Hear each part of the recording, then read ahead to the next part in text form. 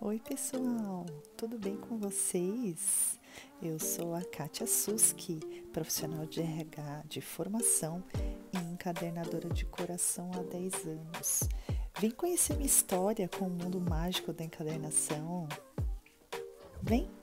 Oi, gente, tudo bem com vocês? Vim contar para vocês um pouquinho da minha história com a encadernação. E essa história é uma história muito afetiva, porque é uma história que vem assim da infância. Na verdade, todas as habilidades manuais que eu vim desenvolvendo durante a vida têm a ver com a minha infância, né? Até eu chegar nesse momento de encontrar na encadernação a técnica que é a que realmente eu mais gosto de fazer, né? Bom, quando eu era pequena, né? Eu comecei a me descobrir com artes manuais, fazendo cursos de pintura em gesso, pintura em tecido, né? Pano de prato. E isso eu tô dizendo assim por volta dos 8, 9 anos, né? Eu morava lá na Casa Verde e tinha cursos nos bairros, né? Cursos gratuitos que você só pagava o material e a minha mãe fazia isso, né? Pagava os materiais para mim e me permitia ir nesses cursos e eu ia nesses cursos muitas vezes sozinha, né? Porque ela não ficava ali comigo. Mas passei então pela pintura em gesso, pintura em pano de prato, bordados, bordado ponto cruz, ponto francês, correntinha, palito, todos esses pontos que a gente usa em bordados, né? E por muitos anos o bordado foi o meu foco principal, inclusive, porque eu bordei muitas partes assim do meu enxoval, enxoval do meu primeiro filho eu bordei inteiro, né? Toalhas de banho, toalhinhas de boca, roupinhas. Eu fiz, né, o bordado assim, participou da minha vida durante muito tempo. E a encadernação foi uma coisa muito intuitiva. Eu sempre gostei muito, então, de ter esse contato, né, com, com as mãos, com papelaria. Eu sempre gostei de brincar de canetinha e fazer desenhos, enfeitar caderno, essas coisas, né? E usar frufruzinho para deixar o seu caderno, o seu livro de escola diferente. E foi assim, mais ou menos, que eu entrei na encadernação. Eu ainda não sabia, né? Obviamente que era uma encadernação. Para mim, eu estava ali enfeitando cadernos. E eu ainda tenho 3 remanescentes dessa época. Eu vou mostrar para vocês aqui. Porque esses cadernos eram cadernos que eu fazia para mim, para minha mãe, para dar para os amigos, para as amigas. É, e ficou tão legal assim naquela época, né, uma coisa diferente, que eu cheguei a dar uma oficina sobre esse caderno, né, na igreja. Ensinei várias moças a fazer esse caderno e eu cheguei a vender esse caderno na época. Então, assim, foi até uma, uma fonte de entrar algum dinheirinho ali, né, das pessoas entenderem, enxergar um potencial. E eu fazia o caderno naquela época, comprava esses cadernos prontos, né? Esses cadernos que a gente acha ainda em papelaria, aqueles médios assim, de capa dura. Eu pegava esses cadernos e forrava. Vou mostrar para vocês. Eu tenho aqui, ó, 2 cadernos que eu fiz para minha mãe. E minha mãe fez de caderno de receita, por isso que eu ainda tenho. Então, assim, olha isso. Esse daqui é de receita salgada, né? Então, como é que eu fazia esses cadernos, né? Tá vendo que esses cadernos que eles de capa dura, né? Eu pegava esse caderno, para deixar ele fofinho, eu encapava ele com uma manta acrílica. E eu comprava, eu nem sabia como comprar isso, onde comprar, não sabia que vendia em armarinho. Eu comprava em casa de ração, aquelas mantas acrílicas que se usa para peixe, né, para filtro. Então ela já vinha assim mais quadradinha, ficava certinho. Então eu colocava isso com uma cola, daquelas colas, cola quente, né? Porque é o que eu sabia que grudava. E aí eu encapava com tecido, então ficava fofinho. Esse aqui já nem tá tão fofinho por conta do tempo, né, gente? Sei lá, 20 e tantos anos, meu Deus. Enfim, colocava, e aí se eu quisesse colocar qualquer frufruzinho, eu fazia isso. Então, assim, por exemplo, eu colocava essas rendinhas, essas cianinhas, essas fita de cetim, dava lacinho. O acabamento não era nada bonito, tá, gente? Ó, mas eu quero mostrar pra vocês. Olha, dá pra ver? Tá vendo? Ficava grosso assim. Por quê? Porque eu usava cola quente, né? Mas eu fazia um acabamento, colocava inclusive já a fita, ó, de cetim no meio do caderno para marcar, então era bem legal. E assim, as pessoas adoravam, né? Achavam diferente, achavam que tipo tinha cara de diário, tinha cara de caderno especial, né? Caderninho medieval. Ixi, eu usei várias outras coisas, né? Eu tô mostrando o que eu tenho aqui, mas eu usei vários tipos de rendinha, de cianinha, bordado inglês, né? O próprio bordado mesmo, cheguei a bordar e colocar aqui, então eu usei de várias formas, né? E, e eu fiz esses cadernos e eu achava o máximo, né? Eu já achava que eu falava, gente, eu gosto de fazer isso. Deve ter alguma maneira de fazer isso de uma forma melhor. Mas isso ali ficou na minha cabeça, ficou um pouquinho enterrado, porque, como eu disse, eu fiquei muito envolvida com o bordado em si. E eu só retomei isso, essa vontade de entender melhor o que era a encadernação, em 2008. Em 2008 eu estava me preparando para casar e aí eu decidi que eu ia fazer os detalhes do casamento, mesma ia fazer o convite do casamento e comecei a mexer de novo com a parte da papelaria. E aí quando eu comecei a mexer com a papelaria, eu retomei toda aquela ânsia, aquela vontade de mexer com os cadernos. Mas aí, com acesso à internet, com maior conhecimento, né, mais velha, já não estava aí, não era tão jovem, né, não era adolescente, não era criança, eu fui atrás e entendi que existia cursos. E o primeiro curso que eu fiz foi em 2010. Eu fiz na ABER, né, na Associação Brasileira de Encadernação e Restauro. Foi um desses cursos mais rápidos. E aí depois eu não parei mais. Depois que é quase aquela coisa, né, que depois que você vê, você não desvê. Então, a hora que eu fiz esse curso e fui atrás e descobri outros encadernadores já, né, outros lugares que já davam curso de encadernação e não era uma coisa ainda muito divulgada como é hoje. Hoje tem um alcance muito maior, as pessoas têm mais acesso, a gente conversa com pessoas do mundo todo, né? Eu tenho contato, por exemplo, com uma encadernadora da Coreia e a gente troca várias figurinhas, né? Já faz um tempo já. Mas é a internet que faz isso, né? A tecnologia nos aproximou de uma forma que naquela época ainda não estava muito forte ainda, né? Mas eu vim, então, fazendo cursos durante esse período todo.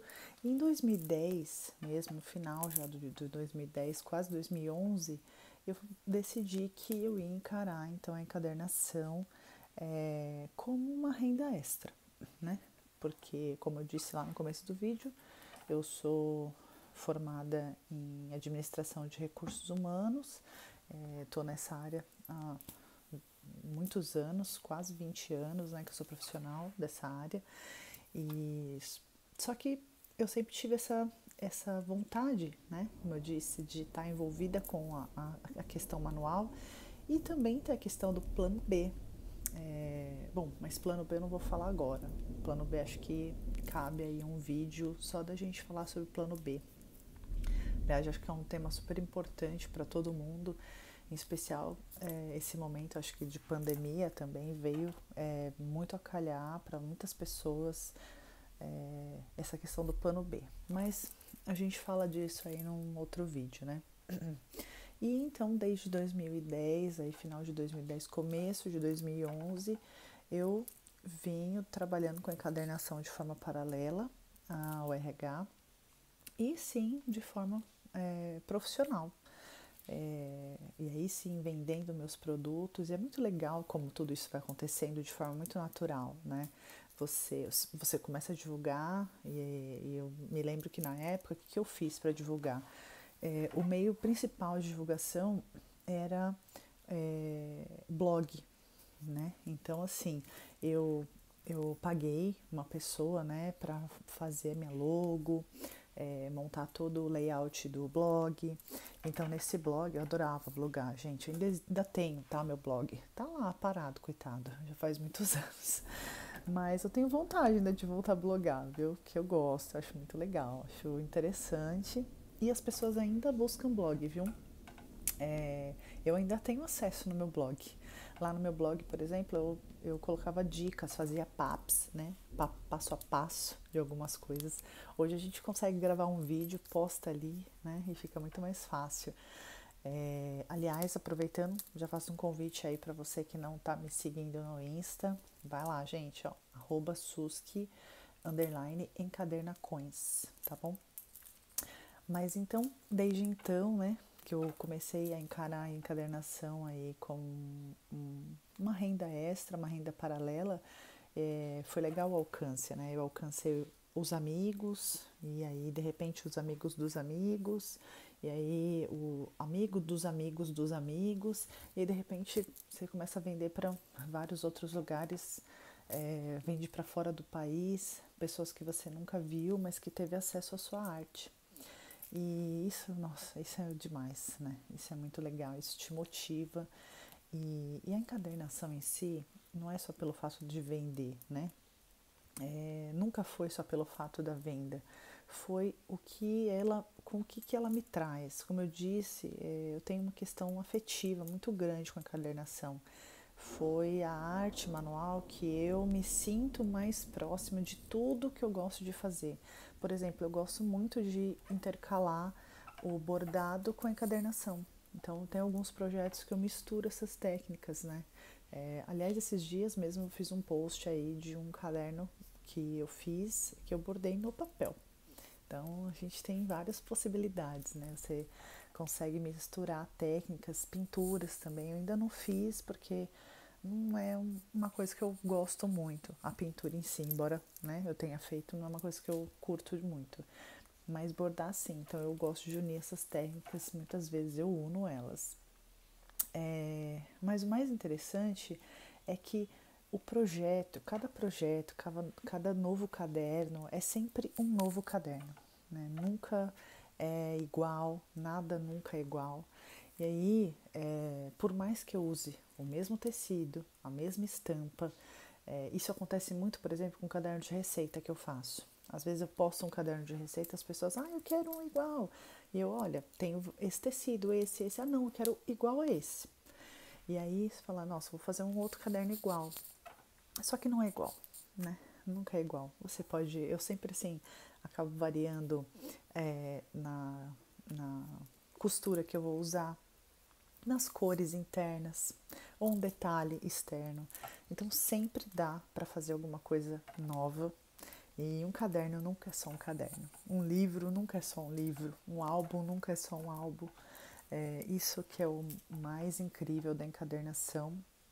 E cada vez que eu faço um trabalho, eu consigo colocar naquele projeto tudo que eu tenho de melhor, porque é uma coisa que eu gosto de fazer, eu tenho amor por fazer, né? Então eu deposito ali toda a minha atenção, minha dedicação, meu carinho, meu amor, eu participo muitas vezes do projeto daquela pessoa, né? Às vezes eu conto um pedacinho dessa história quando eu posto algum projeto que eu fiz. Olha, esse livro é do do bebê que está nascendo. Ah, isso aqui é um álbum da mãe que vai fazer uma adoção. Esse aqui é um álbum de casamento, um livro de mensagens. Então, assim, você participa da história da pessoa, né? E isso que é incrível. Além de você estar muito próximo de histórias milenares, né? Encadernação, a história da encadernação em si é uma história incrível.